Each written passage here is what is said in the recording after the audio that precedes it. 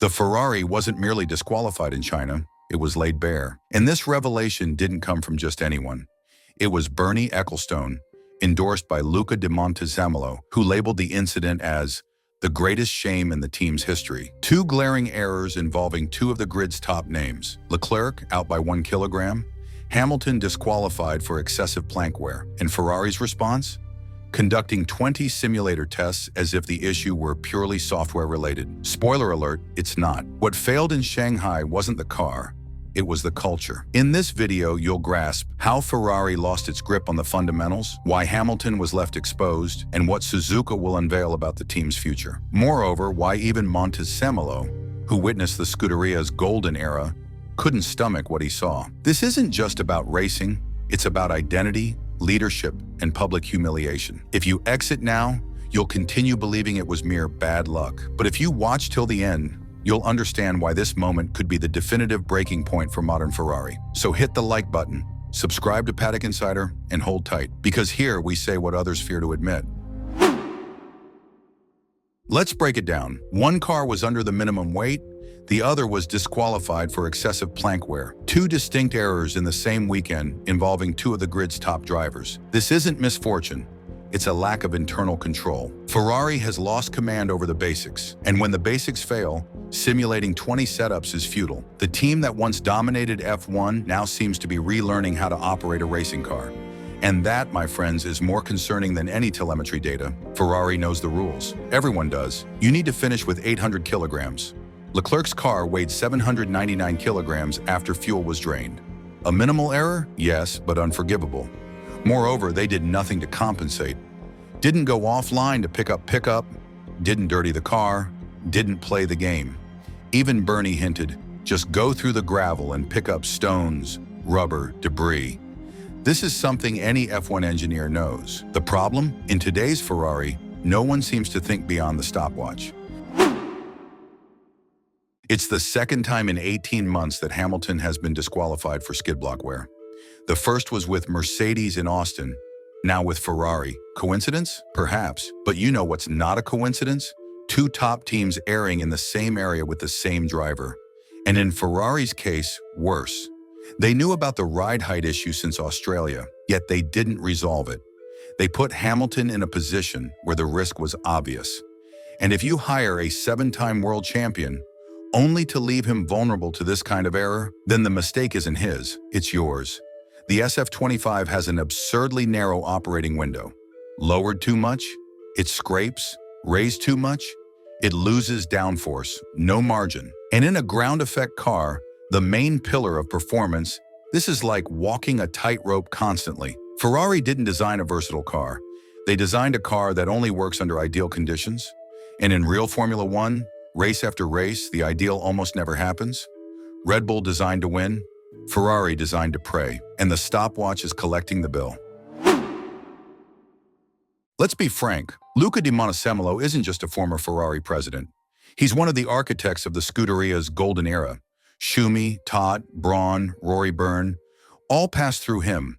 And hearing from him that what we saw in China was the greatest shame of Ferrari is heavy. He's not speaking just as a fan. He knows what it is to lead a champion team. He's seen the backstage. And if even he's astonished, it's because the current level of disorganization has surpassed all limits. The problem isn't the car. The problem is who's tightening the bolts. Ecclestone said what no one inside Ferrari had the guts to admit. There's no leadership, no oversight, no cunning.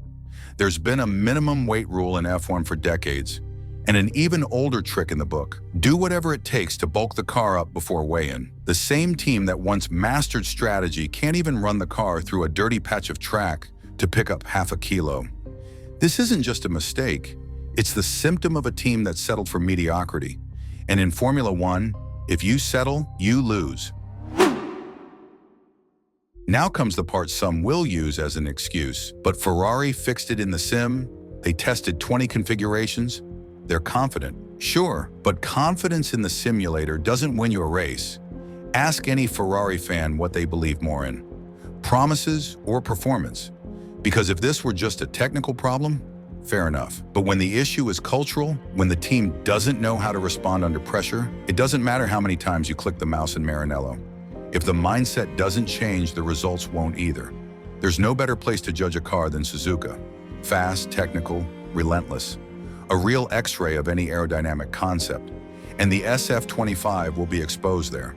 If it has balance, consistency, and structural stability, we'll see it. If it's still struggling with ride height and tire degradation, we'll see that too. After everything that happened in China, Ferrari can't leave Japan with another excuse. The trial has started, and the verdict is coming with the checkered flag. The truth is harsh but necessary.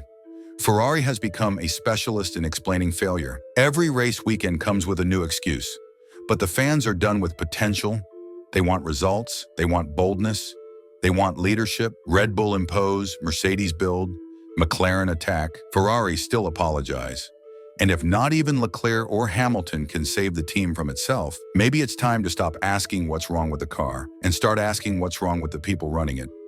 What happened in China wasn't just another technical error. It was the kind of failure that exposes everything broken about today's Ferrari.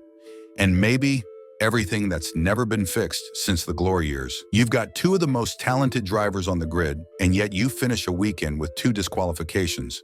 Leclerc out by 1 kilo, Hamilton excluded for plank wear. 2 different errors, 2 disasters that should never happen, especially at a team with the biggest budget in F1.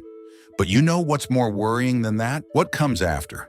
Ferrari rushed to justify, run 20 simulations, say they found the fix, that now it's sorted, but no one's talking about restructuring. No one's talking about changing the mindset. No one's owning up to the errors, openly and honestly. And in the middle of all this, what becomes painfully clear is the issue isn't the car, it's who's running the car. Meanwhile, Red Bull keeps the machine running. McLaren is clearly evolving, and even Mercedes, who looked lost, are slowly finding a technical and strategic direction again. And Ferrari, still clinging to simulators and press release phrases. We're confident, the car has potential, the field is tight, but confidence without consistency is just ego. Potential without results is just illusion. And when time's tight, pressure grows. It doesn't solve the problem. Suzuka will be the big test. If it works, great. But even then, it's not redemption. It's just the first step on a very long road back to the top. And if it doesn't work, then it's game over for excuses, game over for the PR shield, game over for the benefit of the doubt. Ferrari needs to realize the world has changed. Today's Formula One fan doesn't just want to see the red car on track. They want command. They want accountability. They want champion mentality. And if even Montezemolo can't recognize the Ferrari he helped build, maybe it's time the Scuderia stops staring in the rearview mirror and starts building a new future. Not for nostalgia, but because history demands that those who wear the badge must honor it. If you've watched this far, it's because you're not here for PR spin. You want truth. You want critique. You want clarity. So hit that like button, drop your thoughts in the comments, and subscribe to Paddock Insider. Because here, we don't support names. We support excellence. Thanks for watching, and if Suzuka doesn't answer, you know we will. See you in the next briefing.